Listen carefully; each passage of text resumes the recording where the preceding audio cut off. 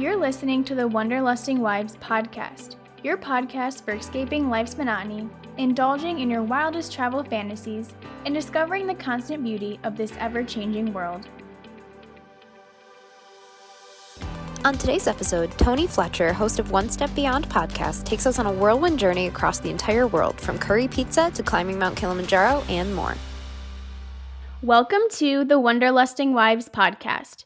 We are your navigators, Allison and Regan, and welcome to another Travel Tuesday, listeners. Thanks for traveling along with us. We're really excited. We have another great guest here today, a fellow podcaster, so we're super excited to have him. But of course, before we intro him, we're going to do a quick little plug, as always, for our website, www.wanderlustingwives.com. That'll get you to easy links to all of our episodes, more information about us, and if you want to be a guest on Travel Tuesday, we would love to have you. We are firm believers here on the Wanderlusting Wives podcast that it doesn't matter how far you've traveled. It could just be in your backyard or it could be across the entire world. Travel is a lot of stories come from travel, and I think we've found that over the course of this year. So if you have stories to share, we would love to hear from you. And Allie, how can people get in touch with us if they want to reach out?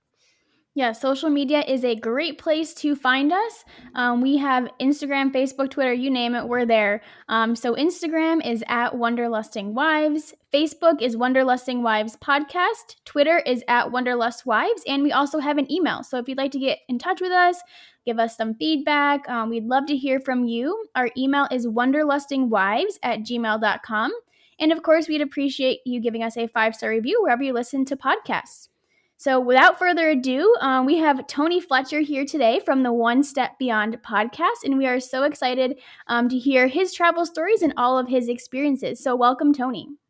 Hey, welcome, Ali, Regan, lovely to be here. Glad to have you. So do you want to share any places where we can find your podcast or any social media for our listeners? Yeah, so my show is called One Step Beyond. It's not purely a travel podcast. It covers a lot of different ground. The byline or the tag is positively engaging with the world outside our door. And so that encompasses everything from sort of running and hiking and to people who are trying to set up an intentional community in Colombia. I've had somebody that I'd met in they didn't want to call it an orphanage, but a home in Nepal, who had managed to come over to the States to study to be a nurse. And so kind of did an interview with her at one point. And I think a lot of it is about the planet, about this beautiful planet that we have. And you know, there's whatever 7 billion plus of us here, and we're all just passing through. But we need to try and make it a better place, and we need it to survive. And any tiny little thing any of us can do, anything that you can do with your podcast to just help us all experience this world better and enjoy it better and leave it better, is a good thing for us all to be doing. Definitely. Yeah, I really appreciate, and I noticed that about your podcast, that it really is kind of like a lot of the topics are the well-being of the planet in tandem with the well-being of humanity, and how that kind of they have to work together. And I really appreciated that. And I love that you mentioned the intentional community. I loved some of your points in there, particularly too about like some of the observations of like this country that we see maybe as a violent country, and we're like, oh, the United States, we're on top of the world, but like we're not doing so much self-reflection. So I'm interested to hear what are some of your travels, like your biggest takeaways from your travels or your favorite trips or anything like that. Well, I do tend to bang on about it, but I had an incredible experience 7 years ago. I mean, it's absolutely life-changing. Now, just to give background, I'm from London, and I moved to New York in my 20s, and I did have the kind of gumption to just get up and move. And that's a degree of travel. That's a degree of doing that. But we speak the same language in the UK and the USA. Actually, we don't. Almost every noun is different. But anyway, we pretend to speak the same language. And politically, we're meant to be closely aligned. And although I had traveled a bit around Europe before I came to the States. And because of my work in particular, I got to travel all around the States and to some other countries. And there was even a trip to Australia at one point because some of my friends had moved down there. So by most standards, I'm pretty well traveled. However, um, married with kids and was getting to the point. I mean, I was literally getting up to the age of 50, and like life dreams that had once not seemed that difficult. If you can get to Australia, you as an adult, you would figure you could get to maybe Thailand for a holiday or India for a trip. But with two kids, the cost of it was just becoming really prohibitive, and the summers seemed to fill up, and there's little time. And I was getting more and more worried about like never getting to Africa, never getting to India, never getting to the rest of Asia. And I getting really scared about it, to be quite honest. I was like, that's not the path I wanted for my life. And we took a very bold decision at that point that we would go on a year-long journey, and we would take our younger kid, who was 11, and our older one was in college. There was like a 9, 10 year age gap. So we waited for the older one to be settled into university and took the younger one with us and went backpacking for 10 and a half months. I would love to have made it 365 days. My wife wanted to be back for Thanksgiving, and that's fair enough. So it was 10 and a half months. And I'll pause so that you can ask something else. But we visited a lot of places. It was with a kid in tow. It was essentially backpacking, traveling cheap, and there are so many amazing stories and takeaways from that experience. There's a lot of takeaways, and it did shift my life, and I'll say my ex-wife's life as well. But I would not swap that adventure for anything. That's incredible. I think something that social media is so good at nowadays is making you feel like you're behind on your travels, or you need to be going to these top destinations or else you're missing out on life. So I like that you took life by the reins, whether that was, probably social media was not, the reason behind that. You have felt yourself that you were scared, that life was kind of going by. So what are some of the, highlights or maybe challenges that you faced with having a child? Was it, as what you dreamed of, or was it more challenging? How I was would that experience for you? I would say it was what I dreamed of. I look back, actually, this year, and you were saying I could put out my social media. This year, I have been posting a picture a day and a sentence or two or three a day from my son's journal from that year, and the idea being I just wanted to kind of relive it, kind of like one day at a time. Now I fell a little bit behind just recently because I did actually go off to Costa Rica and just wasn't able to keep it going. But anyway, that's Instagram. That's One Step Beyond podcast. That's the account there, because it's been enormously enjoyable for a while. I was able to say to my son, who's just gone off to college himself, "Hey, 7 years ago today, we were doing this," and uh, I am sometimes just astonished by what we did in a single day. It's like we got up, we got on a plane, we flew to another country, then we went to a museum, then we went to this, then we went to that, then we went out in the evening. And I'm like, we did not stop.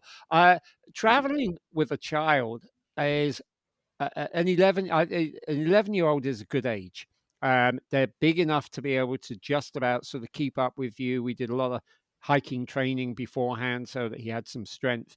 They're not too big to not want to do it or to have hit puberty, and I think that was a concern. And they're just big enough that museums and galleries can be of interest and not always boring. Mm. Although my kid did put his foot down on about the 18th Buddhist temple with another 50 or 60 to follow. He's like, not another Buddhist temple. And I understood. There are inherent challenges, obviously, with traveling with a younger person. You've got to figure out where you want to stay, whether it's got it's harder to stay in hostels, for example, just because they're not always so well equipped. Um, but I would actually say many, many, many ways it was easier because people they don't particularly A lot of travelers come through every place, and to the extent that there are some people, like be it hoteliers, restaurateurs, whatever, that they might just be, they're not going to fleece to the tourists, but they might be like, okay, it's just somebody else coming in. You bring a kid into the picture, they want to make sure the kid's okay. And so Mm. whether you're on a bus and somebody in might say, do you know where you're going? Do you need any help? Or whether you walk in the street, or whether you are actually, trying to get a location or have somebody help you find a location. I think actually having a kid with you is like this fantastic defense mechanism. And it also Mm. invited tons of conversations I don't think we'd have had otherwise. So I didn't find that part especially challenging, other than just the mundanities of it, just having to be a parent on the road at times, be like, no, you've got to do this sort of we've gotten away without going to school for a year. You've just got to do these things. And those are the hardest to do, just the basic exercises to keep us up with schoolwork. Yeah, gotcha.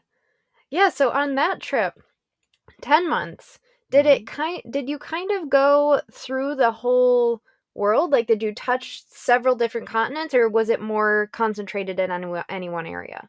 We did touch several continents. We did not go to South America because it's on our doorstep, and we'd done a couple of things before. And we really wanted to get to Africa and Asia. But we started in Malaga in the south of Spain because we had friends here an Anglo Spanish couple who actually run an immersion program themselves, bringing kids from Andalusia over to our area of New York. And they let us have their apartment for January. And it was a great grounding to just start in Europe. And then we went around Andalusia, and we also went down to Morocco. So we kind of got to Africa. But then we went from there to a more substantial trip to Tanzania, and then over to India, where we spent 2 separate months. There was a brand new e visa, which I didn't know till I applied for it, was only good for 1 month. But I hadn't wanted to get the 6 month visa because I'd have had to go give away my passport for a while close to the trip, and I wasn't willing to kind of risk that. So we went to India, and then when that e visa ran out, we went up to Nepal. The day we got there, pretty much, I applied for a second e visa and got it. So then we were able to come back for a second month, and then we had sort of planned getting as far as India, the west coast of India, and then said, once we're there, we'd paid for our tickets up to there, which only took us to, I think, like the end of February. And then it was like, okay, from there, we're going to go much more sort of on the fly. And we're going to end up with our friends in Australia again. And that was always the plan. So we went to, from India, so I mentioned Nepal, we went to Sri Lanka, we went to Malaysia, we went to Thailand, we went to Laos. And Borneo is part of Malaysia. Well, actually, it's split. It's part of Malaysia and Indonesia. Uh, but I like to think of Borneo as a different country because it's a pretty big island. Officially, it's not, but I keep wanting to add that in. And and Australia and New Zealand at the end, and I really didn't want to come home from New Zealand. I've got to tell you, I would be there still if I could be. You're the second person in the past, I think, 2 weeks to say that. Yeah. The South Island, I did not want to come back from at all. It was my idea of heaven. I like the outdoors, and it's just full of the most majestic mountains and lakes, and it's one of those places. You know that expression, and when you come to a fork in the road, take it. Well, in New Zealand, you can do that because everywhere you go, it's going to be beautiful. Everywhere, Hmm. particularly on that South Island, everywhere you go is going to be beautiful. And I found the food good, the culture good, the people lovely, very expensive. So I mean, you can't just stay there. You could probably places like India and to some extent Malaysia, all those, Nepal, Sri Lanka, some of those very, very inexpensive. And once you're there, you can afford to travel around and stay there. It's really, really cheap. But Australia, New Zealand, unfortunately, not so. Yeah. I mean, to Allie, to your point too, social media does a good job of making travel seem like it needs to look a certain way. Like you have to stay in the luxurious hotels with the best views and go to this destination and drink these cocktails or whatever it is. It makes it look like it has to be an expensive thing. But it doesn't have to be. Like what you're saying, there are some countries that are just naturally more expensive. Okay, how do we do it in a way that can maybe fit for us? Or do I save up? Or what are those countries that maybe aren't as expensive, but like taking that opportunity to understand travel doesn't have to be that luxury that I think we've kind of come to understand it to be. And now a quick word from our sponsor. Newsly is an all-in-one audio super app for iOS and Android. It picks up the most trending articles on the web on topics you choose at any given moment and reads them to you in a natural human voice. The entire web becomes listenable for the first time, all in one place. Browse articles from topics you choose and start playing. Stop scrolling and start listening. You can follow any topic as specific as you like, from sports, tech, business, science, Bitcoin, or even the Kardashians. It will find you the latest articles and read them to you aloud. And the best part, they have podcasts. Explore trending podcasts from over 80 countries. You can even find us there. I started using it as my default podcast app. They even have a digital radio. Download and use Newsly for free now at www.newsly.me or from the link in the description and use promo code WIVES. That's WIVES. And you can get a 1-month free premium subscription. You can find all this information in our description from this episode. And now back to our episode. Having just visited Costa Rica, and that was actually my first new country in 5 years. So I'm not like a inveterate, constant traveler. There was this concentration in 1 year, and since then I've been to Colombia for the first and the second time, and now I've been to Costa Rica. But I went with my current partner down to Costa Rica, and we did a lot of traveling by bus there. We kind of did what we had to do in 2016. You try and travel cheap, and you often have like a major cost of a taxi slash Uber at either end, but in between, you're doing the bulk of the travel really cheap. Some of my best experiences of traveling anywhere are being with locals on a bus where you might get into a conversation and you might not, and you might just be traveling through the countryside, the only non-native person on the bus or the only non-native couple, and you get off at there'll be some kind of rest area for one of these long journeys that's a set kind of like a little service station, and you're like, I'm doing what local people do. There is no particular, I mean, I'm getting from A to B, but this travel is the experience. And I think that often gets lost, that the journey from A to B, from your morning where you checked out somewhere to where you're meant to get that evening, that is the journey. That's the part to really, really savor. And particularly, not so much in Costa Rica, but in 2016, I had some of the most amazing conversations took place when I found myself sat next to somebody. One of them I turned into a short story that I narrated on One Step Beyond. It was in Morocco, and it was a teenager who was quite westernized, who was sitting next to me and got talking to me because I was reading a book about Africa, and he disagreed with it. So he was like reading over my shoulder because it was the writer I hadn't actually distinguished from sub-Saharan Africa, place from somewhere like Morocco. And we got Mm. talking more and more. It turned out he was a big football fan, big soccer fan. And then, of course, came the question, this is 2016, and things were still pretty hot on this front. What do you think of Muslims? And so I've got to have Mm. that conversation with a teenager on a bus where most people are sleeping, but I figure a lot of them can speak English and are going to hear what I've got to say. And my only regret about that was I didn't get his email and stay in contact with him, because I think he was headed for sort of an interesting life. But hey. Yeah, I love that Wow. you've taken the time to be intentional about speaking with the locals, whether you're just reading a book and someone happens to come up to you, or you're on the bus and talking with the locals. And I know you've taken some time to learn some Spanish because your Mm. partner is a Spanish teacher. But I love that you've taken the time out of those trips, at least, to get to know the locals. I think that can truly change a trip and an experience. So, do you find yourself seeking out locals in your travels, or is it just kind of like happens to be that way? Is that a priority for you? I think it is a priority for me. I found, and actually, I mean, I also found this a little bit in Costa Rica.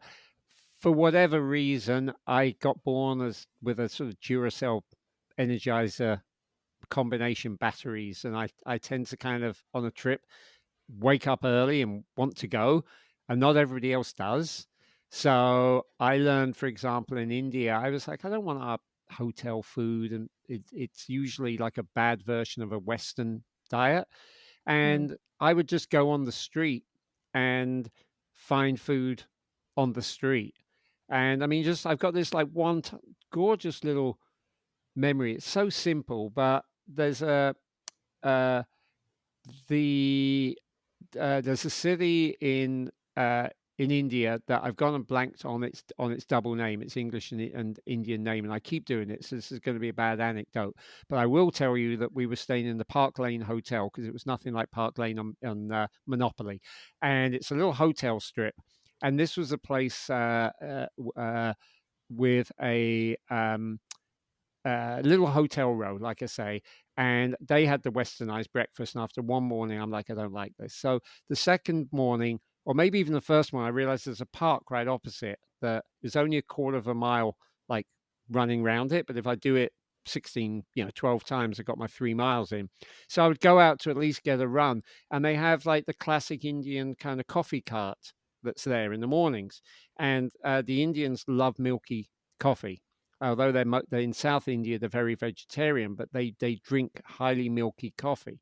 And I went and asked for a black coffee. Now most people there will speak some English, so that wasn't the problem. So the guy had to make it specially for me. No complaints. It probably cost me like 5 cents. And the next morning I came out and he smiled at me, and I saw him go for the pot and start to make the coffee for me.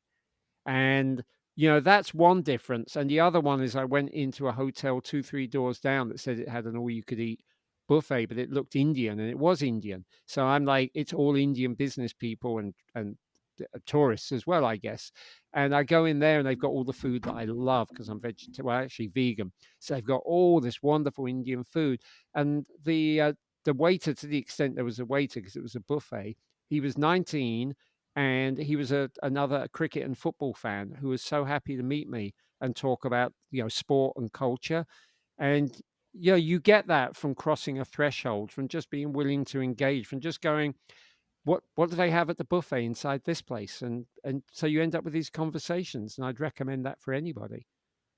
Totally, like that being curious, Mm, like genuinely curious and interested and invested. And I mean, that's kind of a good just way to live life too, right? Like just be curious, but particularly when you're in somebody else's country, yeah. um like that's so important to want to be curious about them and their food. And Allie's tried cow tongue, and Allie's a very, very picky eater, but she was like, that was so important to her, is like, this is part of the culture in Bolivia. I'm going to try it and I might not like it, but like, why would you? I don't ever understand when somebody goes to another country and it's like, I'm just going to eat cheeseburgers all the time. Right, You exactly. really have to invest. And I love that story too about the coffee cart. That is just so unique and amazing. That's just, and this kind of brings me to, I have two questions that I would love to get to in the last few minutes here. And Allie, you might have some also, but um I would love to hear, what are some of the best foods you've tried in your travels around the world?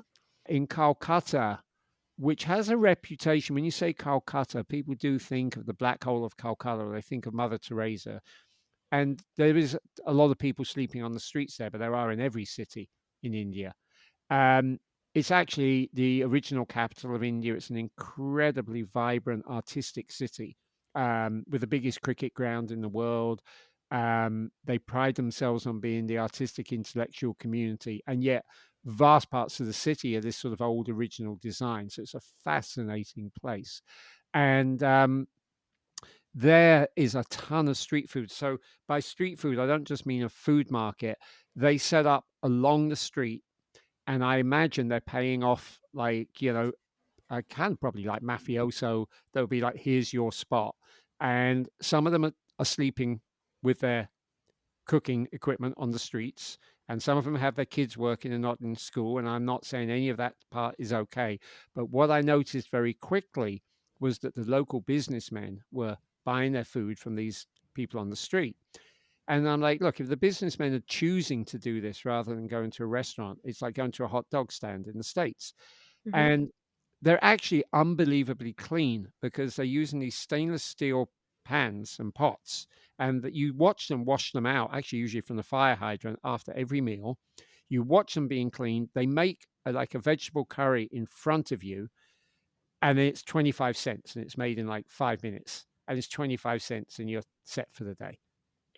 And the other one I would say would be Dal Bart in Nepal. When you're out doing the trekking, which we did, and you get to one of these tea houses, and you're kind of got nothing to do from 5 p.m. onwards, the Dal Bart is like sort of 5 different ingredients around a kind of a curry idea. Again, such simple food, so delicious, so nourishing. Um, that would be it. It sounds amazing. I just started trying Indian food for the first time last year. Like it wasn't something Oh, that I ever had really growing up, and I'm obsessed. So this all sounds so good. well, you know, Indian food is Britain's equivalent of Mexican food. It's everywhere. It's everywhere because of Oh. immigration, so same as in the States. So Hmm. the Brits grow up having Indian food. Then you get to India and realize it's actually not as spicy as it is in England. It's more delicate, it's Oh, more subtle. Yeah, I think yeah. my wife and kid, or my ex-wife and kid, might have preferred the Thai food. So some of that's personal, and just throw in there, pizza is universal. Pizza is the universal food of the world. Mm. I Yeah, you almost can't find it in India, but we actually did eventually, uh, and it was a curry pizza, which was brilliant. Thank goodness for that. A curry pizza, Yeah, man. I need to try this. I know, right?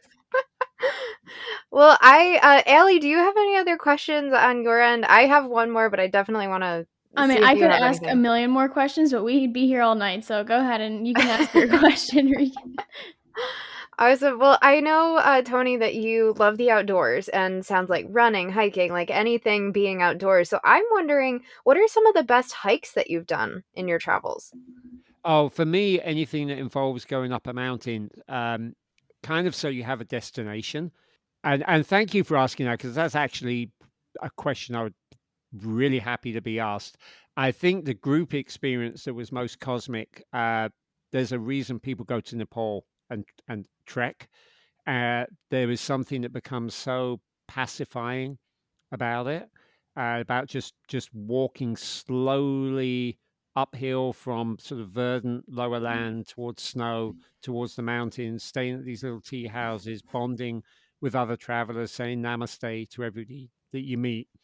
Our destination was Annapurna Base Camp, which is that's the route. That's the point at which the mountaineers take over. So you get to this base camp and you're surrounded by 7 peaks that are among the tallest in the world. I mean, Everest is not there, but there's probably all the 7 out of the top 20 are surrounding you. So that's your destination, and then you come back down. That was a beautiful group experience. Um, Separately, on my own, I've done Mount Kinabalu in Borneo, which is a very abrupt up and down, and did sort of affect me in terms of my body seized up a lot the next day.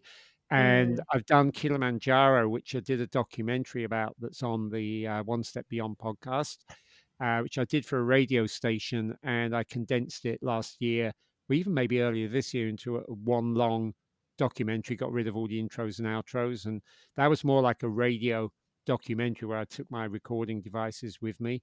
That one doesn't require equipment, but Kilimanjaro is very, very hard on the body.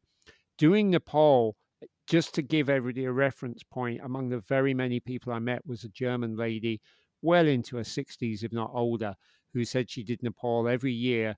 And she was just like likening it to the tortoise and the hare. She said, this is a trek that rewards you for being slow, because as you go up in altitude, the young people who want to go fast suddenly hit a wall, and she's just like, steady does it, steady does it. and she can come back every year and do that. And so I Wow. think that those kind of slow, meandering, take your time treks are ideal for people who don't want to go like rushing up mountains like you have to do at Kinabalu, or Kilimanjaro is incredibly high, and the altitude will get most people at some point.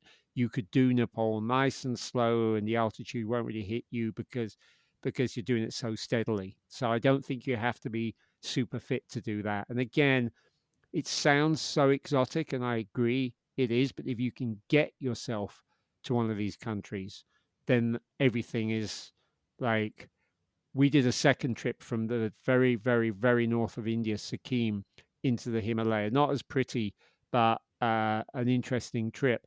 And I think we did like 4 nights, maybe 4 nights, 5 days. It may have even been 5 nights. We had a guide, a cook, a cook's assistant, and two porters. It wasn't really for us, to be honest. I think it was for all the tents and everything that were being brought.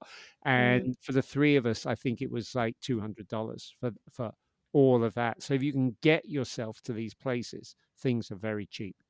What I'm hearing is that people are now adding sort of foreign travel as like a must do, almost like no longer optional or luxury. It's kind of like we all have to do this. And a lot of places are buckling under the pressure, places like Venice. Mm.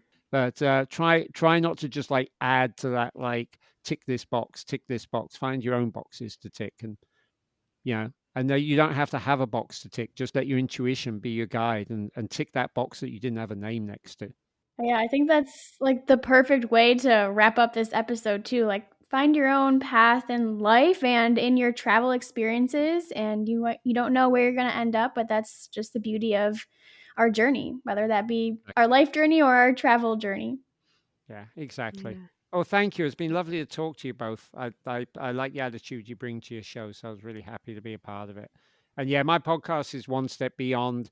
And if you could just put a link in the show notes, but people should be able to find it easy enough. And yeah, I appreciate the Definitely. opportunity to share some stories.